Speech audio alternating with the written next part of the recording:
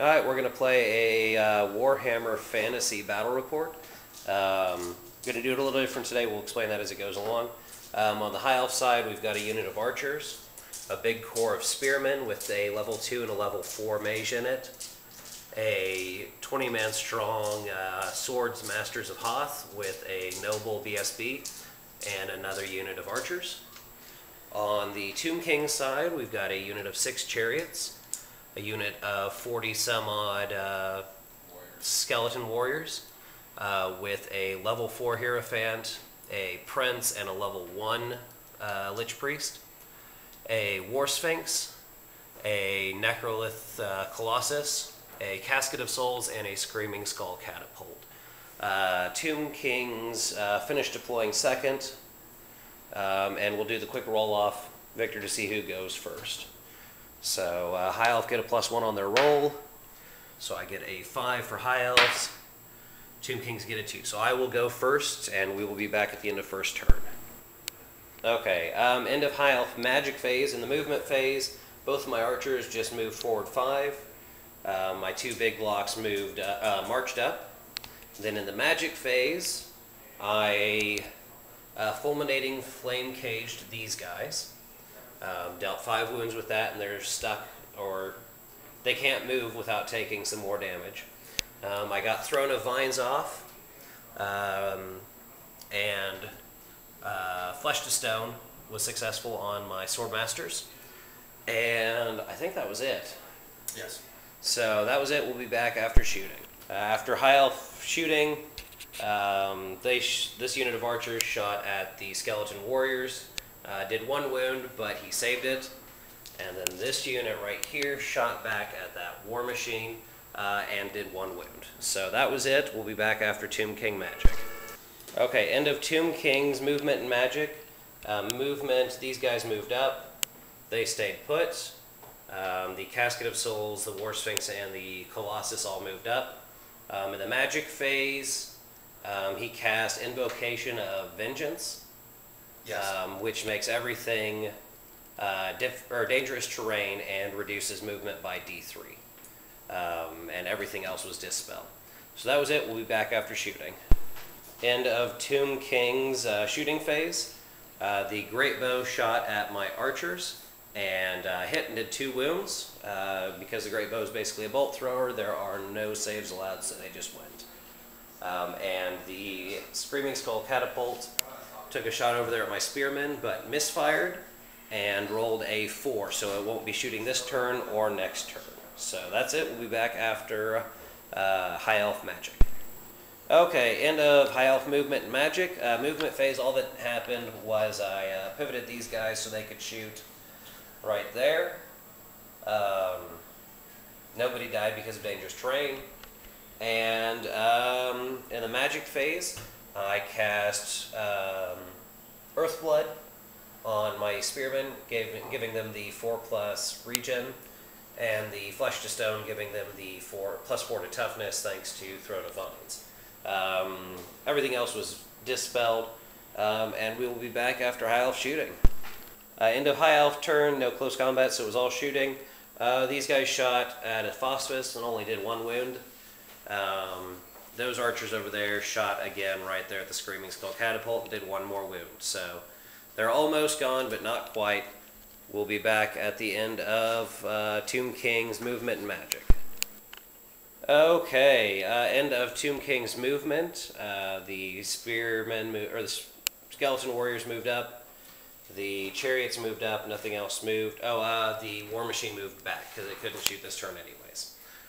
Then in the magic phase, he rolled ridiculous, rolled 12, threw 9 dice at the Casket of Souls, an 8 bound spell, forced me to take leadership, and I ended up losing 2 guys because of it, and then it failed to bounce anywhere. And then he cast something else that I dispelled, but that was it for the magic phase, so we'll be back with shooting. End of Tomb King's shooting and close combat phase. Shooting from the Great Bow missed on the warriors, and a Phosphus assaulted over here. We dealt 2 wounds to him, and he dealt 3 to us. We lost by 1 because of that, and but we passed the leadership. So that was it for Tomb King's turn 2. We'll be back with High Elves turn 3 match. Here we go. Casting from my Elf, my level 4. Regen over here, Earthblood. Flesh and Stone over there was successful. Regrowth over here, which brought me back to full strength. And then I cast the Dwellers Below over here, which managed to knock out 4 of the 6 chariots. So that was a great turn for me. We'll be back with shooting and close combat. End of High Elf turn. In shooting phase, we didn't do anything. The other unit of archers shot at the Screaming Skull Catapult and failed to wound. And then over here, he did 3 wounds to me. I did none to him, but we passed our leadership, so we're sticking around. End of Tomb King's movement and magic. Movement, the 2 remaining chariots charged here.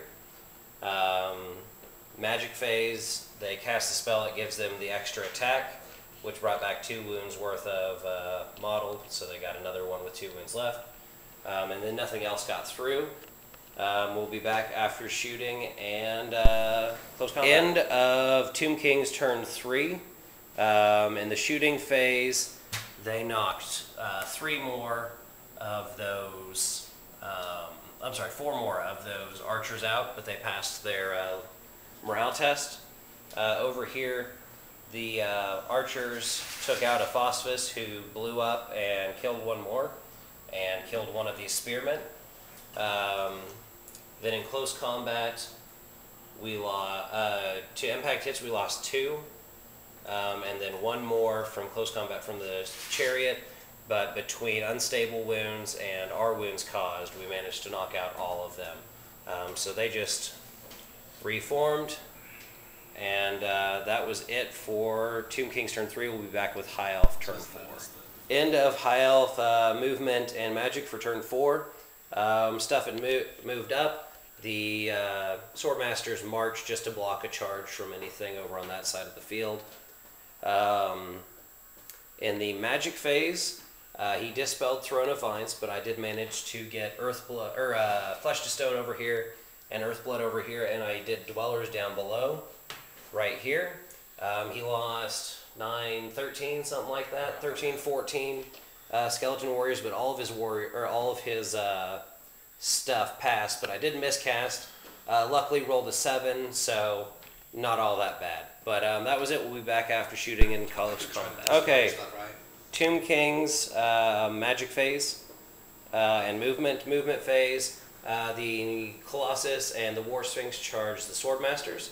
The Skeletons attempted to charge but failed against the Warriors. Then in the magic phase, everything was dispelled. Okay, Tomb King's close combat, because nothing happened in the shooting phase.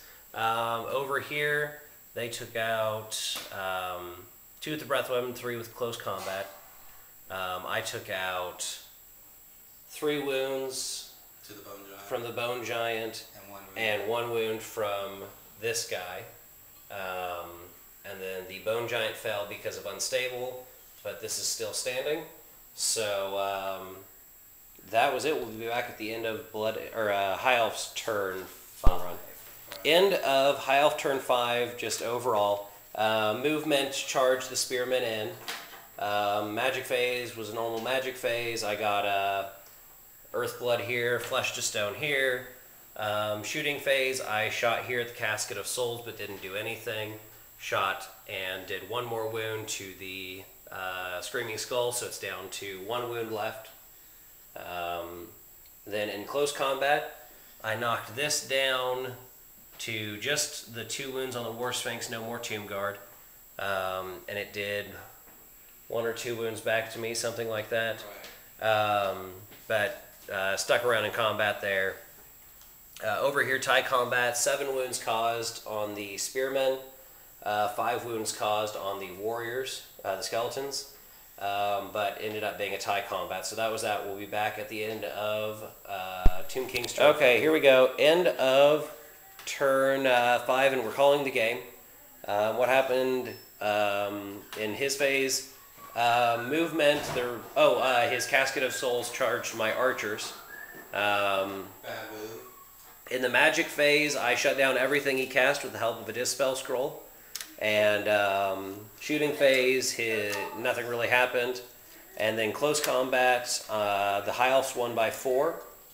But because they're unbreakable, they stuck around. So that's the end of the game. Victor? Good game. Good game. We'll add up the points, let you know who won. Okay, everything added up points-wise. Actually, we figured it out after he did this. He actually didn't finish off a single unit. So it was 0 victory points for the Tomb Kings and 1145 for the High Elves. But we'll chalk that up to Victor's first game with his brand new army. So no negatives to your record, Victor. Thank you. So you're still at a 0-0, but we'll start counting from the next one. But that was the game. Thanks, guys, for watching, and we'll see you next time.